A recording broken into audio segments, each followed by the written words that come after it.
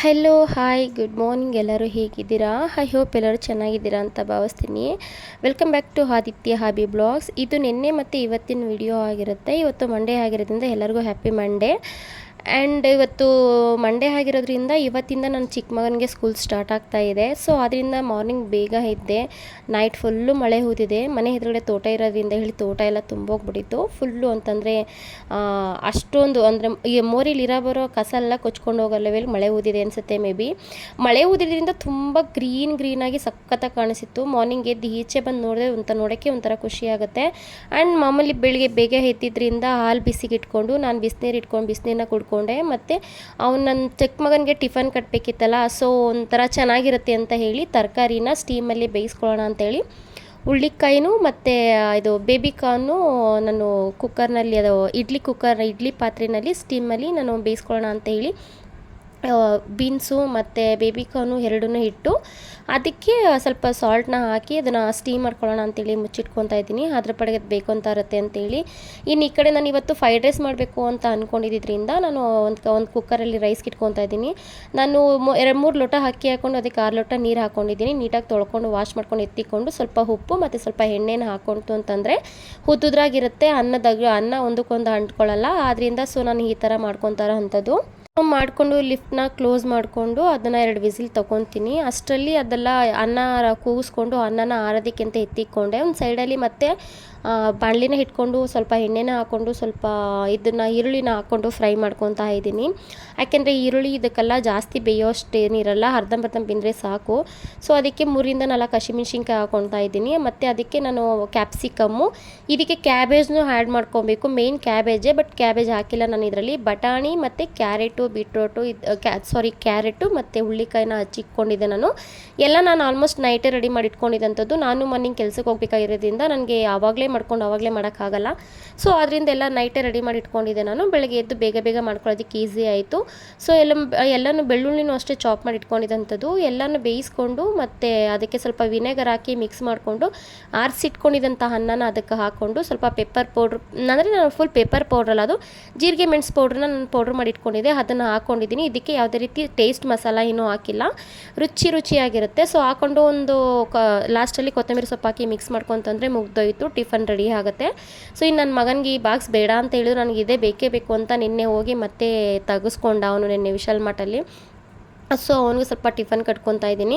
ಒಂದು ಕಡೆ ಫ್ರೈಡ್ ರೈಸ್ನ ಹಾಕ್ಕೊಂಡು ಇನ್ನೊಂದು ಕಡೆ ನಾನು ಬೇಯಿಸಿಕೊಂಡಿದ್ದಂಥ ಬೇಬಿಕಾರ್ನು ಮತ್ತು ಬೀನ್ಸ್ ಏನಿದೆ ಅದನ್ನು ಅದಕ್ಕೆ ಹಾಕ್ಕೊತಾ ಇದ್ದೀನಿ. ಹಾಕ್ಕೊಂಡು ಸ್ವಲ್ಪ ಪೆಪ್ಪರು ಮತ್ತು ಸಾಲ್ಟ್ನ ಅದಕ್ಕೆ ಉದುರಿಸ್ಕೊತೀನಿ ಅದ್ರ ಜೊತೆಗೆ.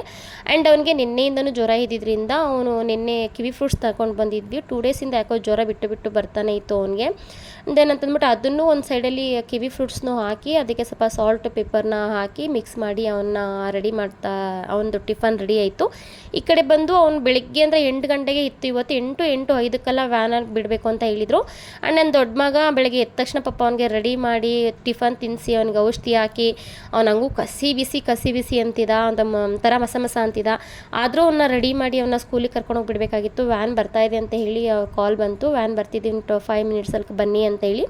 ಸೊ ಇಬ್ಬರು ಅವನ್ನ ರೆಡಿ ಮಾಡ್ಕೊಂಡು ಕರ್ಕೊಂಡೋಗಿ ಬಿಡೋದಕ್ಕೆ ಅಂತ ಹೋದ. ಅವ್ನಿಗೆ ಇವಾಗ ಸ್ಕೂಲ್ ಇನ್ನೂ ಓಪನ್ ಆಗಿಲ್ಲ. ನನ್ನ ದೊಡ್ಡ ಮಗನಿಗೆ 2ನೇ ತಾರೀಕಿಂದ ಓಪನ್ ಆಗುತ್ತೆ. ಆದ್ದರಿಂದ ಅವ್ನು ಇನ್ಚಾರ್ಜ್ ಫುಲ್ ಅವ್ನು ತೊಗೊಂಡಿದ್ದಾನೆ. ಅವ್ನು ರೆಡಿ ಮಾಡಿ ವ್ಯಾನ್ಗೆ ಹತ್ಸೋ ಇನ್ಚಾರ್ಜ್ನ ನನ್ನ ಮಗ ತೊಗೊಂಡಿದ್ದಾನೆ.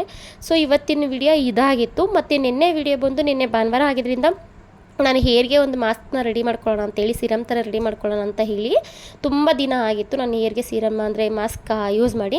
ಸೊ ಅದರಿಂದ ಒಂದು ಪಾತ್ರೆನ ಸ್ಟವ್ ಮೇಲೆ ಇಟ್ಕೊಂಡು ಅದಕ್ಕೆ 2 ಲೋಟ ನೀರು ಹಾಕ್ಕೊಂಡು 2 ಸ್ಪೂನ್ ಅಕ್ಕಿ ಮತ್ತು 2 ಸ್ಪೂನ್ ಅಗಸೆ ಬೀಜನ ಹಾಕ್ಕೊಂಡು ಚೆನ್ನಾಗಿ ಕುದಿಸ್ಕೊತಾ ಇದ್ದೀನಿ. ಮತ್ತು ನಮ್ಮ ಮನೇಲಿ ದೇವ್ರಿಗೆಲ್ಲ ಬೇವಿನ ಸೊಪ್ಪು ಯೂಸ್ ಮಾಡ್ತೀನಿ. ಆ ಬೇವಿನ ಸೊಪ್ಪು ನಾನು ಬಿಸಾಕಿರಲಿಲ್ಲ, ಎತ್ತಿಟ್ಕೊತೀನಿ ನಾನು. ಅದು ಎಲ್ಲದಕ್ಕೂ ಯೂಸ್ ಆಗುತ್ತೆ ಅಂತೇಳಿ ಅದನ್ನು ಸ್ವಲ್ಪ ಸ್ಮ್ಯಾಶ್ ಥರ ಮಾಡಿ ಅದಕ್ಕೆ ಹಾಕೊತಾರ ಅಂಥದ್ದು. ಇದು ಬೇವಿನ ಸೊಪ್ಪು ಹಾಕೋದ್ರಿಂದ ಡ್ಯಾಂಡ್ರಫ್ ಸಮಸ್ಯೆ ಏನಾರು ಇತ್ತು ಅಂತಂದರೆ, ಸ್ಕ್ಯಾಲ್ಪ್ ಇಚ್ಚಿಂಗ್ ಇತ್ತು ಅಂತಂದರೆ ಅದನ್ನು ಅವಾಯ್ಡ್ ಮಾಡುತ್ತೆ ಅದು. ಸೊ ಆದ್ದರಿಂದ ನಾನು ಅದನ್ನು ಆ್ಯಡ್ ಮಾಡ್ಕೊಳ್ಳೋ ಅಂಥದ್ದು. ಮತ್ತು ನಮ್ಮ ಮನೇಲಿ ದಾಸವಾಳ ಇತ್ತು. ದಾಸವಾಳ ನಾನು ಗಿಡದಲ್ಲಿ ಬಿಟ್ಟಾಗೆಲ್ಲ ನಾನು ದೇವ್ರಿಗೆ ಮಡಿಸಿರ್ತೀನಿ. ಸೊ ಅದನ್ನು ಕೂಡ ನಾನು ಒಣಗೋದ್ರೆ ಅದನ್ನು ಯಾವುದು ನಾನು ಬಿಸಾಕಲ್ಲ, ಅದನ್ನು ಹಾಗೆ ಎತ್ತಿ ಇಟ್ಕೊಂಡಿದ್ದಂಥದ್ದು. ಅದನ್ನು ಒಂದನ್ನು ಅದಕ್ಕೆ ಹಾಕ್ಕೊಂಡು ಚೆನ್ನಾಗಿ ಬೇಯಿಸ್ಕೊಂಡ್ಮೇಲೆ ಅದು ಸಿರಮ್ ಯಾವ ರೀತಿ ರೆಡಿ ಆಯಿತು ಅಂತಂದರೆ, ನಾವು ಏನಾರ ಒಂದು ಅಂಗಡಿಯಿಂದ ನಾವು ಅಲೋವೆರಾ ಜೆಲ್ ತಂದರೆ ಹೇಗಿರುತ್ತೋ ಆ ರೀತಿ ಜೆಲ್ ಥರ ಇದಾಗುತ್ತೆ ನೋಡಿ, ಎಷ್ಟು ನೀಟಾಗಿ. ಮತ್ತು ನಾನು ದಾಸವಾಳ ಹೂವು ಹಾಕಿದ್ರಿಂದ ನಾನು ಹಾಕಿದ್ದು ರೆಡ್ ಕಲರ್ ದಾಸವಾಳ ಹೂವು. ಸೊ ಅದರಿಂದ ಎಷ್ಟೊಂದು ಕಲರ್ ಇದೆ ನೋಡಿ. ಮತ್ತು ಅದಕ್ಕೆ ನಾನು ಬಾದಾಮಿ ಎಣ್ಣೆ ಹಾಕ್ಕೊತಾ ಇದ್ದೀನಿ 1 ಸ್ಪೂನು.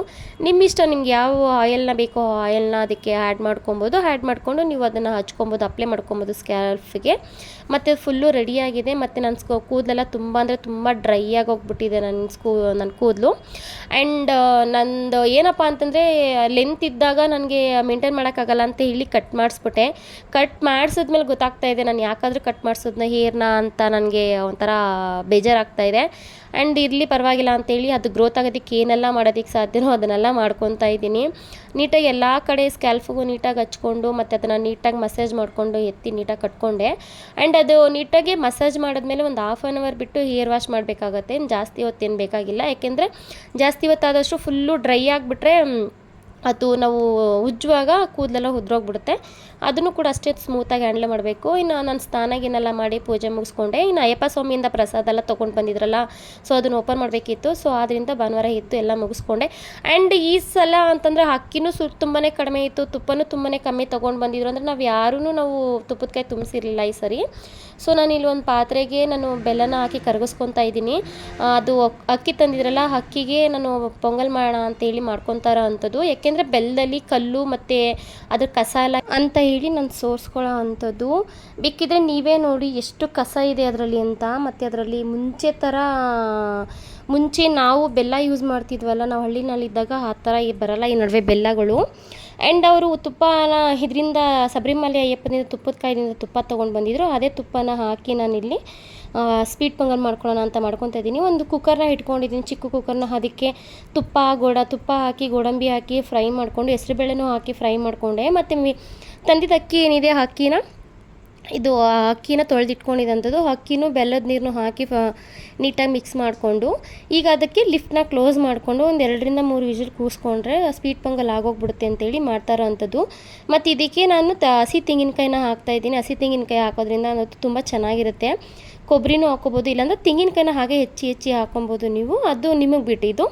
ಸೊ ಈ ಥರ ಮಾಡೋದ್ರಿಂದ ಚೆನ್ನಾಗಿರುತ್ತೆ ನೋಡಿ. ಸ್ವೀಟ್ ಪೊಂಗಲ್ ರೆಡಿ ಆಗಿದೆ. ಸ್ವಲ್ಪ ತಳ ಹಿಡಿದ್ಬಿಟ್ಟಿದೆ, ಅದು ಸ್ಟೀಲ್ ಕುಕ್ಕರ್ ಆಗಿರೋದ್ರಿಂದ ತಳ ಹಿಡಿಯುತ್ತೆ. ಸೊ ಫುಲ್ಲು ಫೈನಲಿ ನೀಟಾಗಿ ರೆಡಿಯಾಗಿತ್ತು. ಅಂದರೆ ನನ್ನ ಪ್ರಕಾರ ನಾನು ಮಾಡಿದ್ದು ಈ ಥರ ಮಾಡಿದ್ದು. ಆ್ಯಂಡ್ ಚೆನ್ನಾಗಿತ್ತು. ನೀವು ಒಂದ್ಸಲ ಈ ಥರ ಮಾಡ್ಕೊಂಡು ತಿನ್ನು ನೋಡಿ. ಬಟ್ ಇದರಲ್ಲಿ ನಾನು ದ್ರಾಕ್ಷಿ ಹಾಕಿಲ್ಲ, ದ್ರಾಕ್ಷಿ ಖಾಲಿ ಹೋಗ್ಬಿಟ್ಟಿತ್ತು ಅಂದರೆ ದ್ರಾಕ್ಷಿ ಯೂಸ್ ಹಾಕೋಕ್ಕಾಗಲಿಲ್ಲ. ಸೊ ನೋಡಿ ಎಷ್ಟು ಚೆನ್ನಾಗಿ ಬಂದಿದೆ, ಚೆನ್ನಾಗಾಗಿದೆ. ಆ್ಯಂಡ್ ಅದ್ರ ಜೊತೆಗೆ ನಾನು ಮಶ್ರೂಮ್ ಬಿರಿಯಾನಿ ಮಾಡ್ಕೊಳ್ಳೋಣ ಅಂತ ಅಂದ್ಕೊಂಡೆ ನಾನು. ಸೊ ಅದಕ್ಕೆ ಮಶ್ರೂಮ್ ಬಿರಿಯಾನಿ ಮಾಡ್ಕೊಳ್ಳೋಣ ಅಂತೇಳಿ ಮಶ್ರೂಮ್ನ ತೊಗೊಂಡು ಬಂದಿದ್ದೆ. ನನ್ನ ಮಗನೇ ಅಂಗಡಿಗೆ ಹೋಗಿ ಮಶ್ರೂಮ್ ಎಲ್ಲ ತೊಗೊಂಡು ಬಂದಿದ್ದು. ಆ್ಯಕ್ಚುಲಿ ಅಂಗಡಿಗೆ ನಾನು ಹೋಗೋದು ಕಡಿಮೆ. ಇನ್ನು ಇದಕ್ಕೆ ಮಸಾಲೆಗೆ ಬೇಕಾಗಿರೋದು ಚಕ್ಕೆ, ಲವಂಗ, ಶುಂಠಿ, ಬೆಳ್ಳುಳ್ಳಿ, ಜಾಕಾಯಿ, ಏಲಕ್ಕಿಕಾಯಿ ಆ್ಯಂಡ್ ಹಸಿಮೆಣ್ಸಿನ್ಕಾಯಿ ಆ್ಯಂಡ್ ಕೊತ್ತಂಬರಿ ಸೊಪ್ಪು, ಪುದೀನ. 1 ಇಡಿ ಕೊತ್ತಂಬರಿ ಸೊಪ್ಪು ತೊಗೊಂಡಿದ್ದೀನಿ, 1 ಇಡಿ ಪುದೀನ ಸೊಪ್ಪು ತೊಗೊಂಡಿದ್ದೀನಿ. ಇದೆಲ್ಲ ರುಬ್ಬೋದಕ್ಕೆ ಅಂತ. ಇನ್ನು ಒಗ್ಗರಣೆಗೆ ನಂದು ಕಸ್ತೂರಿ ಮೇಥಿ ಮತ್ತು ಚಕ್ರ ಮೊಗ್ಗು, ಮರಾಠಿ ಮೊಗ್ಗು ಮತ್ತು ಪರಂಗಿ ಹೂವು, ಏಲಕ್ಕಿಕಾಯಿ, ಪಲಾವ್ ಎಲೆ ಮತ್ತು ಸ್ಟೋನ್ ಹೂವು ಅಂತ ಹೇಳಿ ತೊಗೊಂಡಿರೋದು. ಕಲ್ಲು ಹೂವು ಅಂತ ಬರುತ್ತೆ, ಅದು ತೊಗೊಂಡಿದ್ದೀನಿ. ಇಲ್ಲಿ ನೋಡಿ, ಇದು ಕೊತ್ತಂಬರಿ ಸೊಪ್ಪು ಮತ್ತು ಪುದೀನ 2 ಮಿಕ್ಸ್ ಮಾಡಿ ಇಟ್ಕೊಂಡಿರೋ ಅಂಥದ್ದು. ಅದನ್ನು ರುಬ್ಕೊಂಡಿದ್ದೀನಿ. ರುಬ್ಕೊಳ್ಳೋಕ್ಕೆ ಸೈಡ್ಗೆ ಇಟ್ಕೊಂಡು ರುಬ್ಕೊಂಡೆ. ಸೈಡಲ್ಲಿ ಒಂದು ಪಾತ್ರೆ ಇಟ್ಕೊಂಡಿದ್ದೀನಿ. ಪಾತ್ರೆಗೆ ಎಣ್ಣೆ ಹಾಕ್ಕೊಂಡು, ಇದು ಕೂಡ ಸ್ಟೀಲ್ದೇ, ಮೇ ಬಿ ತಳ ಹಿಡಿಯುತ್ತೆ.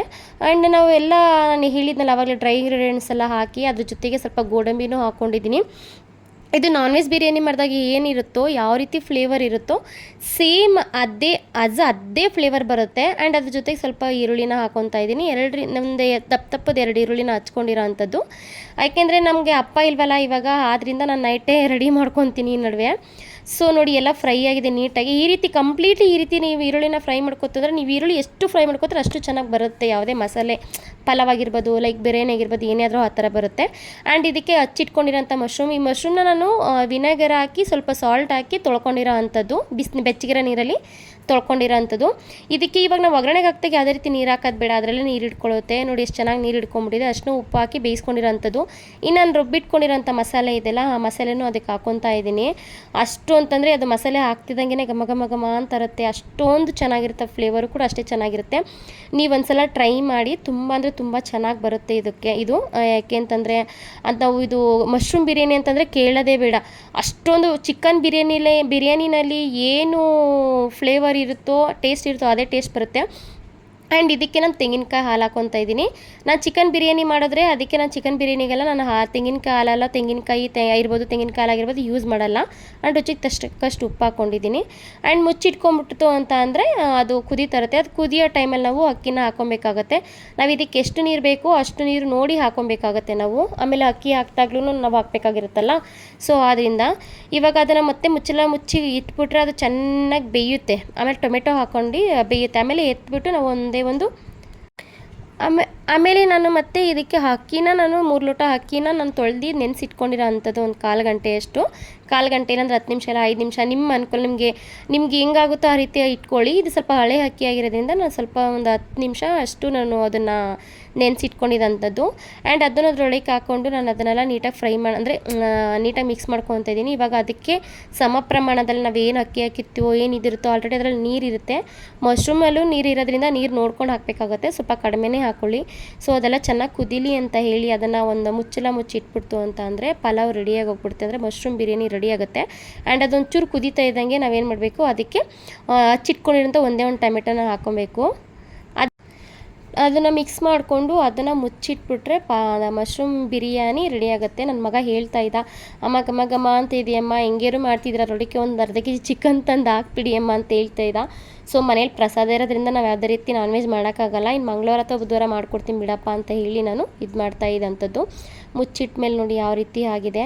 ಆದರೆ ಸ್ಟೀಲ್ ಪಾತ್ರೆಯಲ್ಲಿ ಮಾತ್ರ ಈ ಥರ ಮಸಾಲೆ ಐಟಮ್ ಎಲ್ಲ ಮಾಡೋಕ್ಕೆ ಹೋಗ್ಬಿಡಿ. ಯಾಕೆಂದರೆ ನಾನು ಫಸ್ಟ್ ಟೈಮ್ ಮಸಾಲೆ ಐಟಮ್ ಸ್ಟೀಲ್ ಪಾತ್ರೆಯಲ್ಲಿ ಮಾಡಿದಂಥದ್ದು ತಳ ಹಿಡಿತಾ ಇತ್ತು. ತೆಂಗಿನಕಾಯಿ ಹಾಲು ಹಾಕಿರೋದಕ್ಕೂ ಅದಕ್ಕೂ ಏನೋ ಗೊತ್ತಿಲ್ಲ, ತಳ ಹಿಡಿತಾ ಇತ್ತು. ಸೊ ಅದಾದಮೇಲೆ ನಾನು ಮತ್ತೆ ಹಂಗೆ ಇಟ್ಟರೆ ಇನ್ನೂ ತಳ ಹಿಡಿದ್ಬಿಡುತ್ತೆ, ನನಗೆ ಬೇರೆ ಕೆಲಸ ಇರುತ್ತೆ ಅಂತ ಹೇಳಿ ನಾನೇನು ಮಾಡಿದೆ, ಒಂದು ಪ್ಲ್ಯಾನ್ ಮಾಡಿ ಆ ಹೆಂಚು ಬಿಸಿ ಮಾಡಿಕೊಂಡು ಅದ್ರ ಮೇಲೆ ಇದು ಪಾತ್ರೆನ ಇಟ್ಕೊಂಡೆ. ಆ್ಯಂಡ್ ಈ ಥರ ಮಾಡೋದ್ರಿಂದ ತಳ ಹಿಡಿಯಲ್ಲ. ಸೊ ಅದ್ರ ಪಕ್ಕನೇ ಇರೋವಂಥ ಅವಶ್ಯಕತೆ ಇರಲ್ಲ, ದಮ್ ಕಟ್ದಂಗೆ ಆಗುತ್ತೆ, ನೀಟಾಗೂ ಆಗುತ್ತೆ ಅಂತೇಳಿ ನಾನು ಇದು ಮಾಡಿಕೊಂಡೆ. ಆದಷ್ಟು ನೀರನ್ನ ಕಡಿಮೆ ಹಾಕಿದ್ದೀನಿ. ಆದ್ರೂ ಮಶ್ರೂಮಲ್ಲಿ ನೀರಿದ್ದರಿಂದ ಸ್ವಲ್ಪ ನೀರು ಅಂತ ಅನ್ನಿಸ್ತು ನನಗೆ. ಓಕೆ ಪರವಾಗಿಲ್ಲ ನೋಡೋಣ ಅಂತ ಹೇಳಿ ನಾನು ಇದು ಮಾಡ್ಕೊಂಡಿದ್ದಂಥದ್ದು. ಆ್ಯಂಡ್ ಅದಕ್ಕೆ ಅವಾಗ ದಮ್ ಕಟ್ಟೋ ಥರ ಮಾಡಬೇಕು ಅಂತಂದರೆ ಎಲ್ಲೂ ಸುತ್ತ ಅಂದರೆ ಗಾಳಿ ಬರ್ದಿರೋ ಥರ ಬರ್ದಿರೋ ಥರದಂಥದ್ದು ಮುಚ್ಚಲನ ನೋಡಿ ಅದಕ್ಕೆ ಟೈಟಾಗಿ ಮುಚ್ಚಿಬಿಡಿ. ಇಲ್ಲ ಹಂಗೂ ಆಗಲಿಲ್ಲ ಅಂತಂದರೆ ಬಿಸಿನೀರ ಕಾಯಿಸಿ ಅದ್ರ ಮೇಲೆ ಇಟ್ಬಿಟ್ರೂ ಕೂಡ ಅದು ದಮ್ ಕಟ್ಟಿರೋ ಥರ ಆಗೋಗ್ಬಿಡುತ್ತೆ. ಸೊ ತುಂಬ ಚೆನ್ನಾಗಾಗುತ್ತೆ ನೋಡಿ. ಇಷ್ಟು ಚೆನ್ನಾಗಾಗಿದೆ ಅಂತಂದರೆ ಫ್ಲೇವರ್ ಅಷ್ಟೇ ಚೆನ್ನಾಗಿದೆ. ಆ್ಯಂಡ್ ಘಮ ಅಂತ ಇತ್ತು. ಬಿಸಿ ಮಾತ್ರ ತಿನ್ನೋಕ್ಕೆ ಸಖತ್ತಾಗಿತ್ತು. ಅದಕ್ಕೆ ನಾನು ಮೊಸರು ಬಜ್ಜಿ ಮಾಡ್ಕೊಂಡಿದ್ದಂಥದ್ದು. ಮತ್ತು ನೆನ್ನೆ ಮತ್ತು ಇವತ್ತಿನ ವಿಡಿಯೋ ಇದಾಗಿತ್ತು. ಇಷ್ಟ ಆಗಿದ್ರೆ ಲೈಕ್ ಮಾಡಿ, ಶೇರ್ ಮಾಡಿ, ಪ್ಲೀಸ್ ದಯವಿಟ್ಟು ಸಬ್ಸ್ಕ್ರೈಬ್ ಮಾಡ್ಕೊಳ್ಳಿ. Thank you so much.